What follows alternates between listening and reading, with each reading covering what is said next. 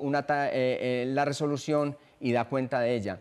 En los niños con déficit de atención con hiperactividad, los dependientes de campo perceptual, casi que podría decir que hay una correspondencia en términos de que ellos resuelven las tareas de manera inmediata, lo primero que ven y dan cuenta de esto.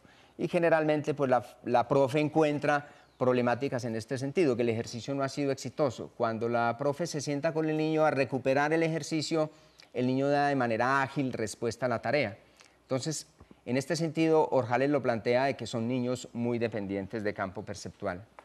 Características asociadas al estilo cognitivo: los dependientes tienen menos niveles de especialización funcional, los independientes van a tener más niveles. Son más globales los dependientes, menos analíticos, los independientes son más analíticos, miran más el detalle. Tienen menor capacidad para desenmascarar información, los independientes lo hacen de manera mucho más hábil. Son lentos en el aprendizaje de conceptos los dependientes, los independientes son mucho más hábiles también.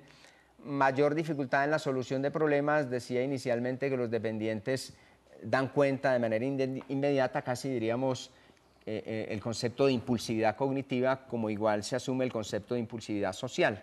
O sea, quieren dar una respuesta inmediata sin mirar las consecuencias. Desde el punto de vista de la tarea, quieren ejecutar la tarea rápido sin asegurarse si la tarea está exitosa o no. Los independientes, por lo menos, repito, repiten, miran la tarea, buscan los errores o buscan otras soluciones de resolución de la tarea. Mayor impulsividad, menor control, los dependientes, diferente a los independientes, menor autonomía, y en los independientes hay mayor autonomía.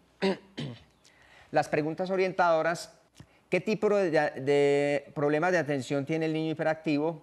¿Tiene dificultades en mantener la atención durante un tiempo prolongado? ¿Depende su atención de la dificultad de la tarea o de los sistemas que intervengan, bien sea el visual o el auditivo? ¿Es un problema de falta de inhibición de la conducta? ¿Existen estilos cognitivos de procesamiento cognitivos inadecuados?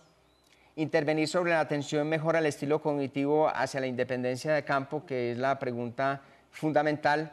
De hecho, las reflexiones que yo empezaba a hacer tenían que ver con que si efectivamente esa conjetura de Isabel Orjales relacionada con el impacto de los ejercicios de atención en el estilo cognitivo, transitando de dependiente a independiente de campo, pues me surgieron otros intereses con respecto a no solamente el estilo cognitivo. ¿Será que impactando con unos ejercicios de atención, será que voy a impactar la atención misma tanto en los componentes visual y auditiva? Y además esto me favorece el estilo cognitivo y además esto me favorece el control de la hiperactividad. Estas fueron preguntas iniciales que me hacía. Como variable independiente sería el tratamiento de la atención y las variables dependientes, el efecto que va a tener en la atención misma en sus dos componentes, el estilo cognitivo y el control de la hiperactividad. El problema es cuál es la efectividad de una intervención sobre la atención en niños con TDAH en la evolución de la atención misma, el estilo cognitivo y el control de la hiperactividad.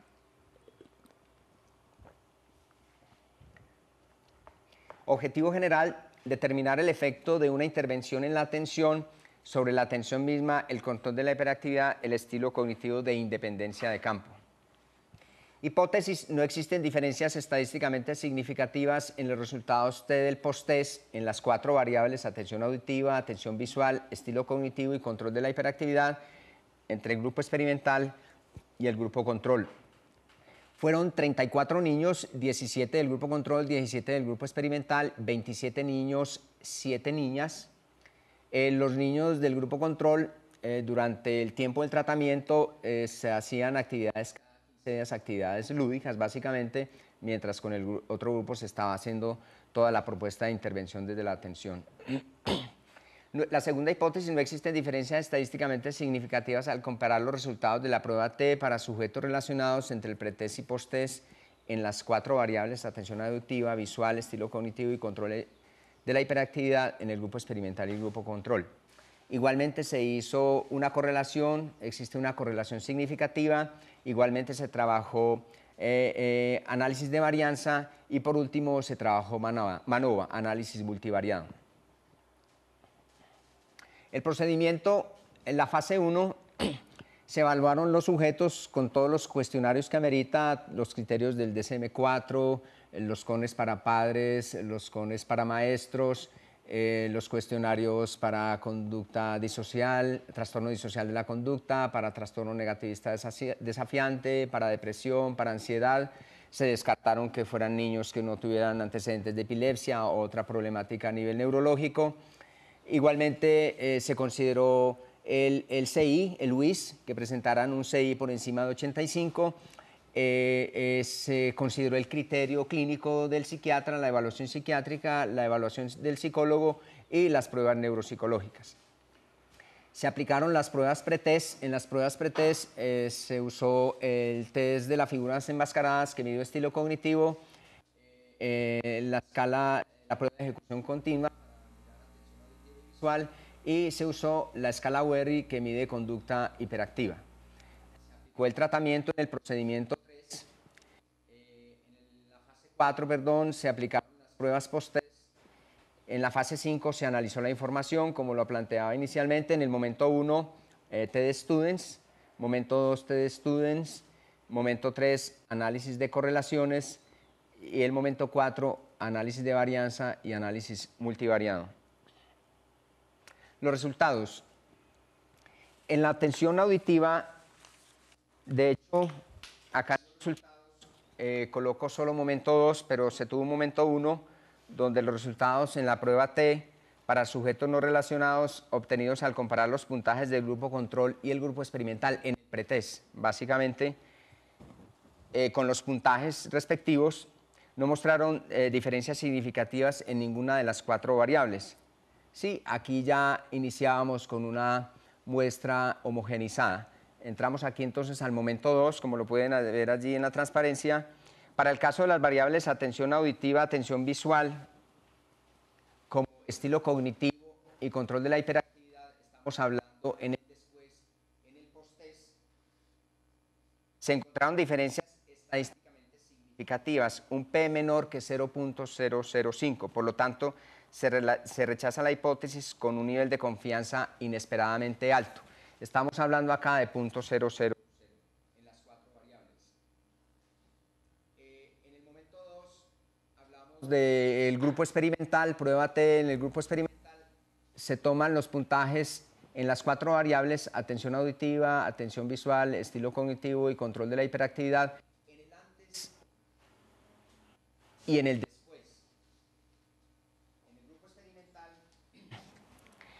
Al analizar la prueba T de muestras relacionadas en el grupo experimental con la que se compararon los resultados del pretest y posttest, antes y después, en las 4 variables, atención auditiva, visual, estilo cognitivo y control de la hiperactividad, se encontraron diferencias estadísticamente significativas en todas ellas, un P igual a 0.00, como aparece allí, un P menor que 0.5. Por lo tanto, se rechaza la hipótesis con un nivel inesperadamente alto de confianza.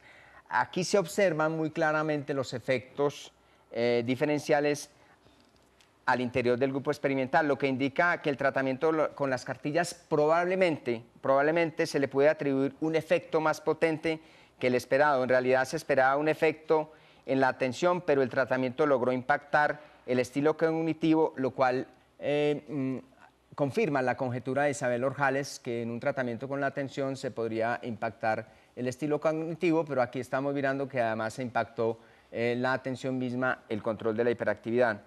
Este último resultado, tanto en las diferencias intergrupo como en intragrupo para el grupo experimental, dada la literatura al respecto, parecía poco probable para un tratamiento que fuera administrado sin Ritalina. Entenderíamos que no lo había hecho inicialmente. Este grupo de niños se trabajó sin Ritalina.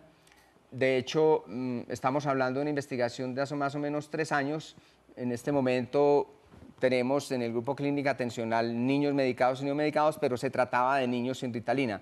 De hecho, para los padres de familia fue muy interesante participar de un grupo de investigación donde a los niños que estaban diagnosticados en otros sitios y que estaban siendo diagnosticados, apostarle a un tratamiento sin Ritalina. Es importante, de hecho, que la literatura a nivel general muestra que los tratamientos más efectivos son los tratamientos combinados, tratamientos que incluyen farmacología, metilfenidato, Ritalina y estrategias cognitivo-conductuales. Ya está demostrado que son los tratamientos mucho más potentes. De hecho, es un ejercicio investigativo entre